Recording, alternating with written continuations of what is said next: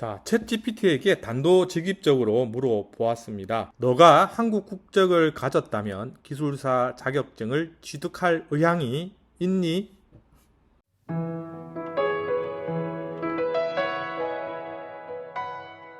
안녕하세요. 정기술사의 기술사 채널입니다.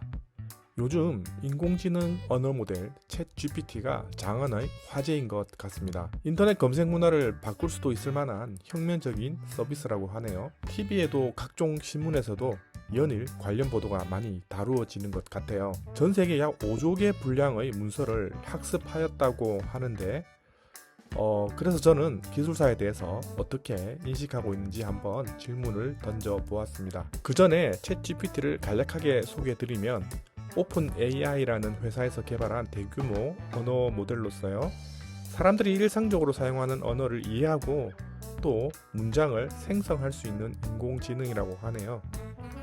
그런데 아직 단점도 있다고 합니다. 어렵고 복잡한 질문에 대한 답변은 잘하는데 간단한 수학 문제라든지 혹은 거짓된 내용으로 질문을 할 때 거짓임을 인지하지 못하고 소설을 쓰듯 답변을 하기도 한다네요. 어쨌든 제가 몇 번 써봤는데요, 놀라운 점이 많다는 것을 느꼈습니다. 자, 어쨌든 기술사에 대한 몇 가지 질문에 대한 결과를 한번 담아 볼게요. 자, 한국에서 기술사 자격증을 취득하면 좋은지 물어보았는데요. 답변이 이렇게 나왔네요.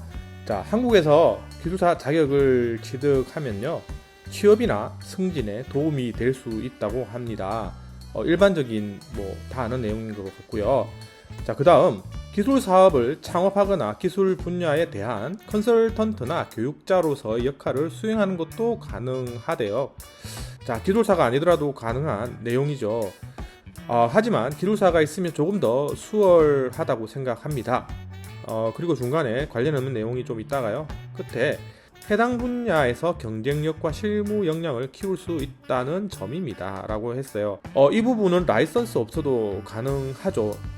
하지만 이 역시 이 라이선스가 있으면요, 좀 더 수월하고 효율적일 수 있다는 겁니다. 자, 그 다음 한국에서 기술사 자격을 취득한 기술사들의 1년 평균 수입이 얼마나 되는지 한번 물어보았어요. 좀 곤란하고 힘들고 추상적인 질문인데요, 그래도 한번 물어봤습니다. 예, 답변이 나왔는데요. 기술사 취득 전보다 더 높은 수입을 받는 경우가 많습니다 라고 하였어요. 예, 그건 알겠는데 이게 어느 정도 나는 거죠. 구체적인 답변은 피하고 있네요. 자, 그리고요, 기술사 자격을 취득하면 바로 높은 수입을 받는 것은 아니며 해당 분야에서 경력과 실무 능력을 쌓아가면서 수입이 증가하는 경우가 많다고 하였습니다. 제 개인적인 생각으로는 라이선스 취득 후 바로 높은 수입을 받을 수 없다면 높은 수입을 받을 수 있는 곳으로 이동을 준비하셔야. 자, 그리고 한국에서 기술사 자격증을 취득하려면 평균 어느 정도 시간이 필요한지 물어보았습니다.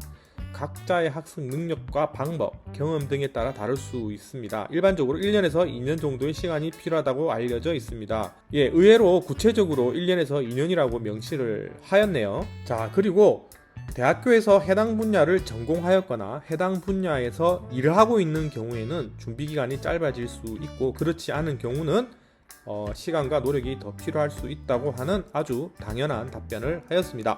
자, 그런데 끝부분은 답변이 훌륭하네요. 자, 기술사 시험 난이도와 출제 범위는 매년 변동될 수 있으므로 기준을 잘 세우고 준비를 하는 것이 중요하다고 합니다. 네, 챗GPT는 1년에서 2년 정도의 시간이 소요된다고 하였는데요, 종목에 따라서 시간은 달라질 수 있고요. 1년 미만으로 마무리 지으시는 분도 있고요. 2년 초과해서 마무리를 짓는 분들도 계십니다. 기술사 자격 취득을 위한 공부는 어떻게 해야 하는지 물어보았습니다. 자, 챗GPT는요, 자, 기술사 시험 출제 기준 파악하기, 교재 및 강의 수강하기, 이런 부분은 다른 시험도 동일한 일반적인 내용이죠. 3번 전문가와의 상담 및 멘토링 받기. 저는 이 부분이 좀 중요하다고 생각해요. 학습의 양은 본인이 채울 수 있지만 어떤 방향성이나 또 지금 방법에 있어서는 전문가와 상담이 좀 필요하다고 봐요. 자, 그 다음 모의고사 및 문제풀이 연습. 물론 이 부분은 다른 시험도 마찬가지인데요. 저는 이 모의고사가 굉장히 중요하다고 생각합니다. 저희 영상에서도 누누이 강조하고 있는 내용이죠. 자, 시간관리 및 노력, 계획 세우기, 지속적인 학습과 복습.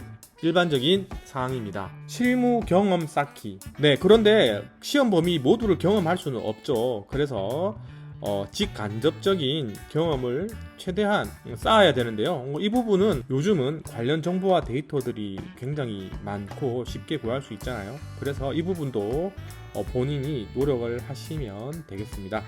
자, 그룹 스터디 참여. 자, 이 부분도 제가 예전에 한번 다뤘던 내용이죠. 물론 혼자 하는 것도 좋지만 잘 구성된 스터디가 있다면 도움될 수 있는 부분이 많거든요.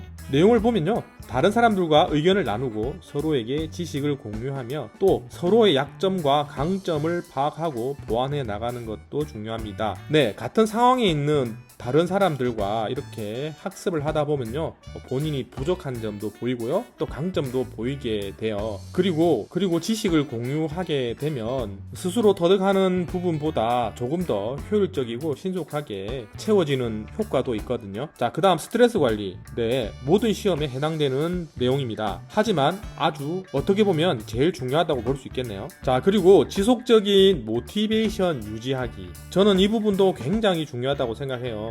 아주 강력한 동기부여가 되어야 되거든요. 자, 그리고 그 동기부여는 간절함과 같이 공부를 계속 할 수 있게 하는 원천적인 힘이 될 거예요. 자, 챗GPT에게 단도직입적으로 물어보았습니다. 너가 한국 국적을 가졌다면 기술사 자격증을 취득할 의향이 있니? 답변은요, 국적이나 민족성을 가지고 있지 않다고 하네요. 자신은. 그래도 만약 한국 국적을 가지고 있다면 경력과 전문성을 인정받기 때문에 취득하는 것이 유익할 수 있다고 하면서 취득할 의향이 있는 내용으로 답변을 하였습니다. 네, 이상으로 장안의 화제가 되고 있는 인공지능 챗 GPT와 기술사에 대한 이야기를 몇 가지 나누어 보았습니다. 본 영상에서는 시간 관계상 질문 하나에 답변 하나씩 진행하였지만 챗 GPT는 질문에 대한 답변 내용을 기반으로 추가 질문을 하면요, 추가 질문에 대한 답변을 맥락에 맞게 지능적으로 계속 이어간다고 합니다. 챗 GPT는 다양한 콘텐츠를 만들어내는 생성형 AI 중 하나라고 하는데요. 이러한 생성형 AI라는 것은 요즘 이슈가 되고 있으니 정보 관련 기술사 분야에서 시험 문제로 다뤄질 수 있을 것 같아요. 그리고 생성형 AI는 다양한 분야에서 그 활용 방안을 두고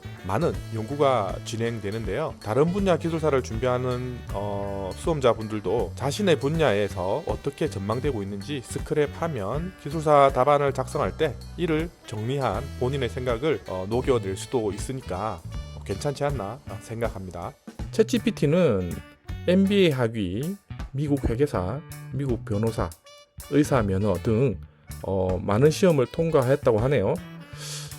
다음에 기회가 되면 기술사 문제는 챗GPT가 어떻게 푸는지 한번 제가 테스트 해볼게요. 그럼 또 좋은 내용으로 찾아뵙겠습니다. 감사합니다.